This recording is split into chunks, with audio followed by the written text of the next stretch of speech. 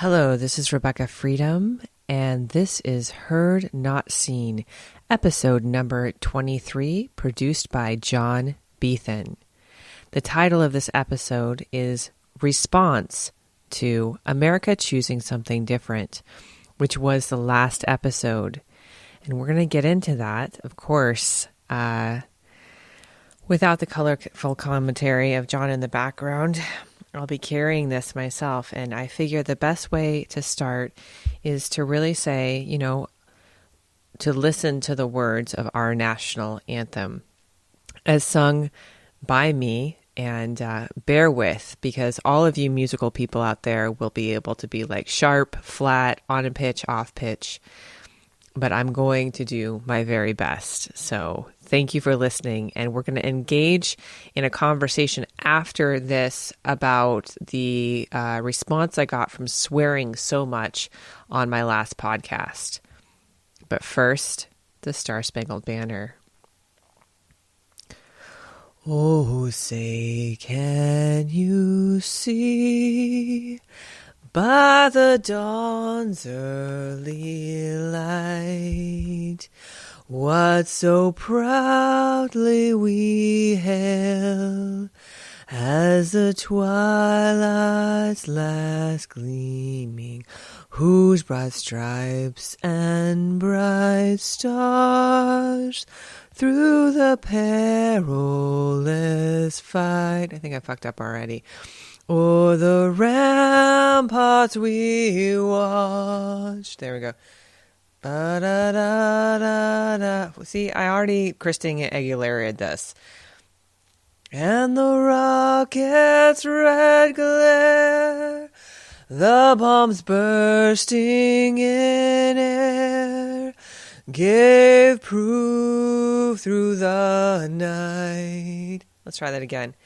Gave proof through the night. Nope, still flat. It's okay. That our flag was still there. Super powerful line. Oh, say does that star-spangled banner yet wave o'er the land of the free and the home of the brave.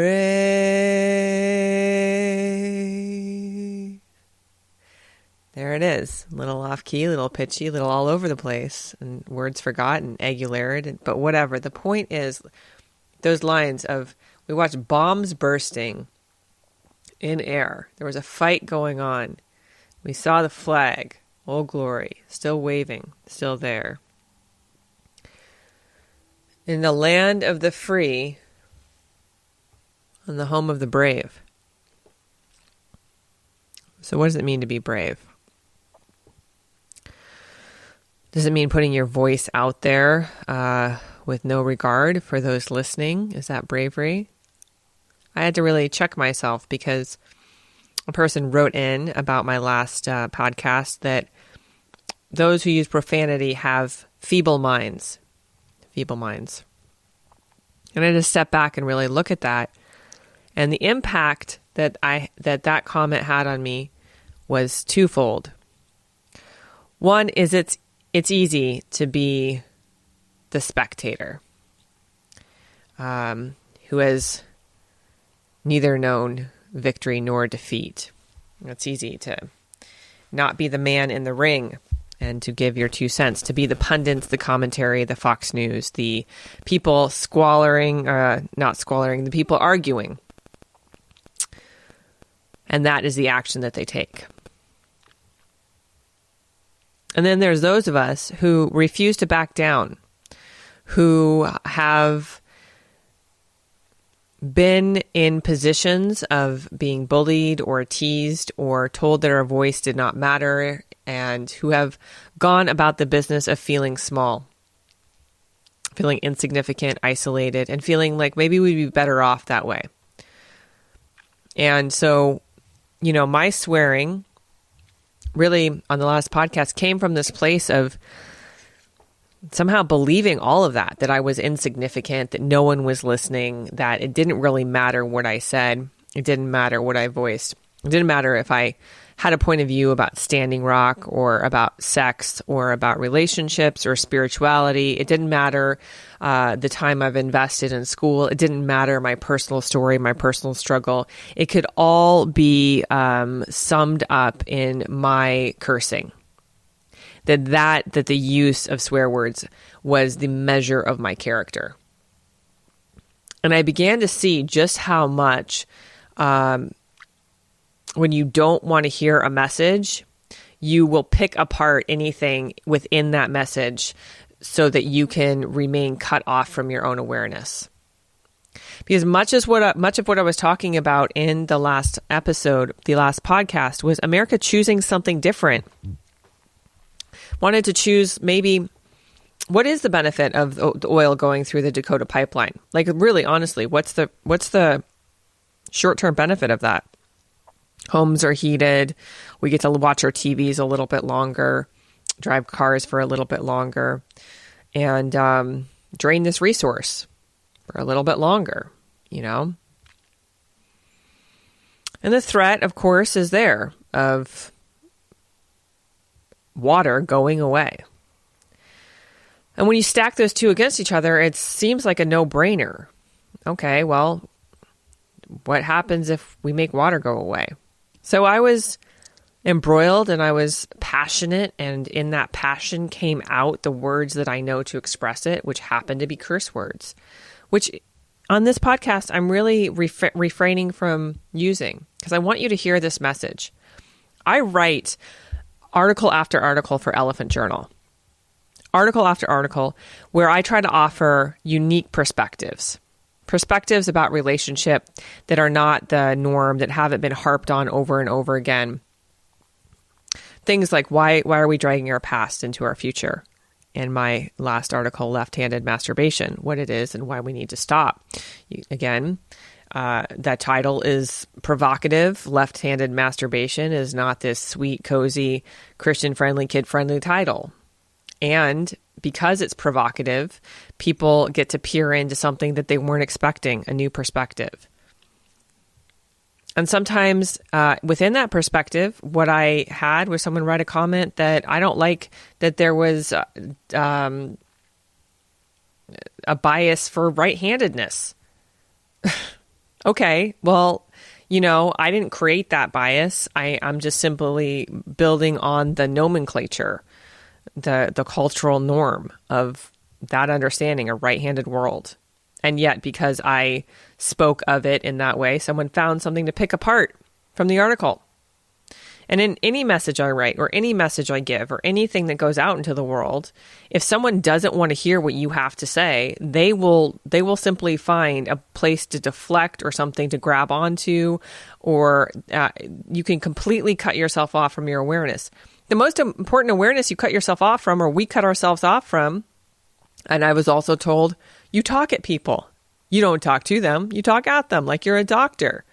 And I was like, well, yeah, that's possible. I hear that. I receive that. I receive that I talk at people sometimes, because my sense of it is that the information that's being given is a little bit like a prescription sometimes. Do this, don't do that. This is advice that you can take or not take. And the advice is backed up by academia. My master's degree from Naropa University in counseling psychology, not only counseling psychology, but transpersonal counseling psychology, which is the blend of spirituality, psychology, religious philosophy, and Buddhist understanding. So here's my particular peeve in this particular podcast today. And I invite all of you to this, that you may be frustrated in the world that no one's listening, that you have 100 followers, but what does that mean on an Instagram? Like, what does that mean? Or you have maybe like 4,000 people that follow you on Facebook, but what does that mean, right? What does that mean? Or you can post something about only God can judge me, and, haters gonna hate and whatever. And you can just feel like there's no instant return except for a thumbs up or a like. So it can feel like your voice, your message is inconsequential. And it isn't, okay? Your voice is not inconsequential. I would simply say your problems are the vehicles that allow other people to be the solution.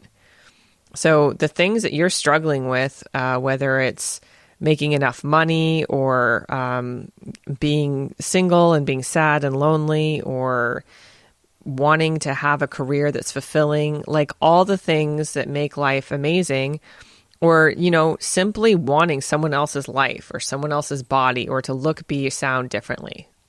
like all of that, your message matters, And it's important to really stop and be like, whose message am I buying? And I had to do that because the issue that's happening in North Dakota right now, it's not America's first rodeo of protesters being beaten down by water cannons. It's, we're standing back as if it's shocking, but the fact of the matter is that this level of protest has, we have a right to assemble, that's part of our Constitution. And this has been going on for quite some time. Now, what does it mean if they win? Like, what's the perspective on that? And the perspective on that is we already won. 300 tribes across the United States have come together in unity. 500 religious leaders have come to the camp in unity. People from all over the world have come to Standing Rock in unity and solidarity. People of all races, religions, creeds have all come together to say that we are brothers and sisters. There has been a massive demonstration of unity just in that one place. Now, if that pipeline gets built, does that mean we lose? And I don't think it does. I think we can look at Standing Rock as a microcosm for the macrocosm that's about to spread across the United States. For if one place in freezing ass cold North Dakota can come together and people open their ears and hearts and minds to receive that message of unity, don't you think it's possible that can happen in the Carolinas, in the Virginias, in the South, in the North, and the East, the West, and the middle of the America? Like, don't you think that the energy spread there that is not only there, but has now been global, that Guatemala, New Zealand, Dublin are some of the other places I've seen saying we're standing with Standing Rock in solidarity. Don't you think that when you open your hearts and minds, we win? We win collectively. But what I will say is that the quality of your message does matter. And I learned that sometimes in the quality of your message, you have to be mindful about the words that you use. And some of those words will turn people away and shut them down when they are swear words, because people have lots of points of view about what it means to curse. And there's a dictionary on the internet called for etymology, which is the root of a word. Where does it originate from? And I don't have time to look it up now, but I want to just say that if you even look at that cursing, like saying bad words, right? Just look at the language of that. Like, what's the differentiation between a bad word and a good word? Well, for instance, my understanding, and I've heard it, the acronym means a couple different things, but for unlawful carnal knowledge, which is obviously, you can spell that out, for unlawful carnal knowledge, F-U-C-K. It's an acronym, and it was used apparently during the witch trials. It was, that women had carnal knowledge or knowledge of the body that they weren't supposed to have. And carnal knowledge, is can be sexual in nature. So that was a condemnation. It was, a curse. It was a curse to know that. Now, again, feel free to fact check me on this, but the thing about a lot of what we say is if you dig deep into the language, for instance, the word stupid simply means numb, cut off, or stupor, to lack awareness. So if you look at the root of things, if you look into the actual meaning of what's being said, often it will reveal the energy, the underlying energetics, again, of the word. So why is it important to know this? Well, if you want to create a new life for yourself, you want to create something new, you want people to really hear you, you want to be seen, acknowledged, you're tired of being misunderstood, you just keep looking for answers in other places, well, look to these three things. This is the source code of all of life. To your thoughts, your words, and your actions. That's it. If you're curious about why your body is fat and you're ugly, if you feel like you're fat and you're ugly, well, look to your thoughts, words, and actions. You don't have to be born a 10 to have people treat you like that. You don't have to have a perfect nose or symmetrical eyes or any of that, or gorgeous hair. You don't. But you can choose to take care of yourself so that you do have glowing skin and radiant hair and nice nails and toned booty, and you can choose all of that. It's not beyond you. Even if you are poor, if you don't have a lot of money and you're in a state of survival, you still can overcome that survival by asking, well, okay, so it doesn't have to be about my looks right now. It can be about my education. Like, how can I educate myself? Well, stop watching things other people created. Like, go read a book about like arithmetic, mathematics, vocation, skills. Change your life through the renewing of your mind. And the things that you say will reflect how you're thinking. And if you're stupid, if you're cut off from awareness, if you're cut off from education, well, yeah, you're dumb. You're dumb. You're literally deaf and dumb. You are cut off, an inability to use your voice. And that's exactly what these podcasts are about. They're saying, like, men and women out there who think that you're insignificant, that you don't matter, that what you say doesn't count, that your opinion doesn't count. Of course it does. It does. We have the ability in America to have discourse, to have arguments, to be able to rebut the other side, and to take advantage of our free speech to the degree that we're able to. Even in Standing Rock, the majority of it, it's unfair how the police are treating the peaceful protesters, but what else is possible there? Whatever points of view we have about that, can we just like let go of them and see it from a broader scope, a broader picture, not this acute time? And I know people are freezing their asses out there, so thank you so much for all of continue to stand in solidarity. So I'm weaving that in and out. I'm weaving Standing Rock in and out of this because it's a prime example of what else is possible when you commit to a cause. And when you know for sure that your voice does matter.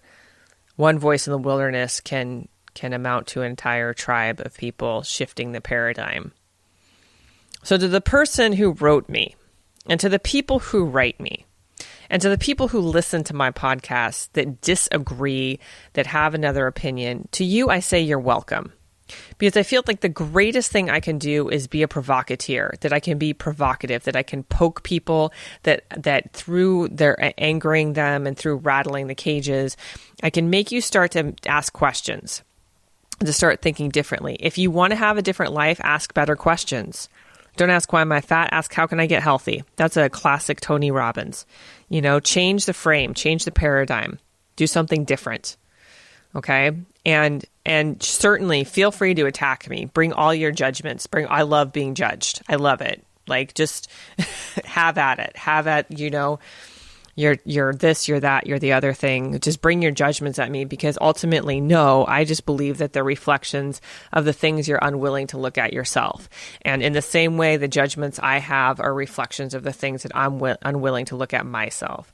So again, I've said this over and over, we're all in this together. And I simply, to answer the question in the beginning of the podcast, what is bravery? Bravery is doing it anyways. Just choose anyways. Just create anyways. No matter what someone says, no matter the pushback that you get, no matter how horrific it is. No matter if it's a trauma where someone assaults you sexually, mentally, verbally, whatever, of course you're going to be rattled. Of course it's going to stop you in your tracks. Of course you're going to have to reevaluate. Of course. But you know what matters? It doesn't matter how you fall off the ladder. It matters how you climb back up. And my father always used to say to me, if you are a rung on the ladder, make sure you're reaching up to someone above you and you're reaching down to someone below you, that you're never just in this place of ascension without remembering the backs of those that you stand on, to be at the place that you are and enjoy the place that you're at. Be there. I'm really understanding the huge pivot for me as when someone gave me their judgment and it completely was a contribution to me. It shifted me. I was able to see that much of entrepreneurship in the beginning is hear me, look at my product, look at my pretty website, look what I have to tell you, look what I have to sell you, see me, read my blogs, listen to my podcasts, figure out the goddamn, see, there it is. I can't let go of swearing. Figure out the social media aspect of things. But, who cares? No, who cares? It's a cacophony. It's a bunch of noise where you are screaming in a crowd of people that are listening to rock music. And it doesn't matter how loud you are. The louder you get, the more you push, the more obnoxious people will think you are, and they'll put walls up to you.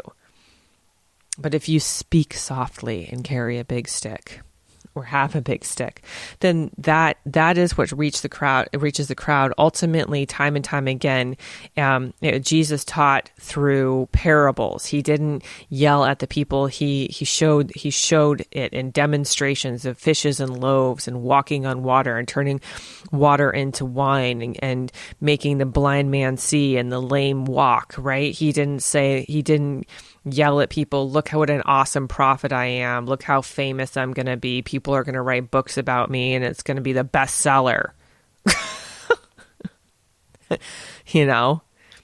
Jesus Cristo, bestseller. Biblioteca. So, Lord Almighty. So the pivot point for me is just understanding that I do have a passion inside of me. I have a passion for people. I have a passion for riding the edge of existence, really asking ourselves, how can we really be powerful creators and own fully that we're made in the image and likeness of God? And to understand that in our own still quiet space, in our own truth, without someone shoving it down your throat. And so what I would say, to offer a little bit of a code of creation, which is going to be my next best-selling book. Thanks for listening and reading all my stuff. One of the source codes beyond thought, or one of the codes beyond the source code of thoughts, words, and actions is this: break tradition. Break it. Like your body's just going to cooperate. If you tell it what to do, if you're just like, okay, time to get fat now, body, because I want to eat a lot of sugar and caffeine and sit still, it'll be like, okay, I'm going to go ahead and do that. But if you're like, all right, well, I'd like to see if there's an athlete in here. I'd like to try for that. Your body's going to be like, sure, we'll do that. We'll cooperate. We're going to align together. So what I want to say to you out there from this podcast and in response to wrap it up, to really bullet point it, is this, is Standing Rock. I was so passionate about it because I really have a heart for justice and injustice and how that impacts all of us, what that looks like for our world, and even just entering into the conversation about it. So my last podcast, America Choosing Something Else, was just saying, I believe that we're all rising up and we're all sort of starting to see the absurdity of what we've created, and we're asking for something else. We're saying, what else can we choose? And Standing Rock is a microcosm of what we can choose. It's this place where we're saying we can choose unity. We can be the United States of the people, like us together, and get government out of our hair. Like, if you really look at it, majority of us are benevolent. The majority. Of course, there's some psychopaths out there, and if there weren't, then Hollywood would be screwed when it comes to movies and entertainment, because they seem to want to plaster that all over every single night, the horrificness of humanity, when actually you're seeing the good of it, of all races, all creeds, all religions coming together for the good. So, yeah. That's something to be passionate about. That's something to swear about a little bit. Get all worked up and riled up about it.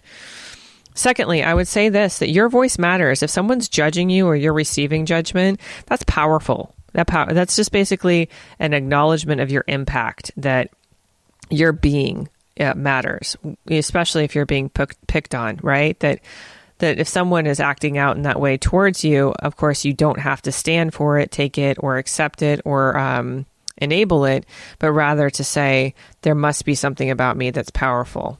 There must be, because the darkness wants to drown out the light. That is a tale as old as time. So, and the third thing I would say is I am not shrinking for anybody. I'm not shrinking for no man, no woman. And my last name, my taken last name is Freedom. And that's for a reason, because I completely believe in just pushing your edges and the freedom of expression. And of course, the irony of that is there's certain things that I'm just not interested in doing. Like, I don't need to get a rush of jumping out of plane or slacklining over a 2,000-foot canyon, which some people, that's what they love, or climbing Devil's Tower, which my dear friend William does for a living, or mountaineering in the Andes, or being an adventure photographer. While all of these things are completely fascinating to me, or being a deep sea diver, like the edges of where people go with their lives and the investment of their lives just shows the menagerie of what else is possible, you know? And so when I consider my world against the backdrop of all that is possible, I understand that I can feel small, but the biggest thing about me is that I don't back down. You know, whatever comes my way, you know, in the realm of loss of parents, or breakups, or moves, or illness, or financial struggle, or being single for so fucking long I forget what sex feels like. There, see, just being able to be expressed in my voice. And there is a study that says that people who are messy and swear more are geniuses. So stick that in your food and chew it for a while. All right, long story short, because we're rounding 26 minutes now, I want to say thank you so much for listening. And if you want to be someone who is fully expressed in the world but don't know how, I encourage you to reach out to me at RebekahFreedom.com. That's REBEKAH freedom.com. Thank you so much. Be sovereign. I love you. Let's do this. And big shout out to John Beethan for his amazing producing capabilities. We'll be back next week with a powerful episode about how to change your life for realsies, but probably a different title. So again, take care. Love you so much. Bye-bye.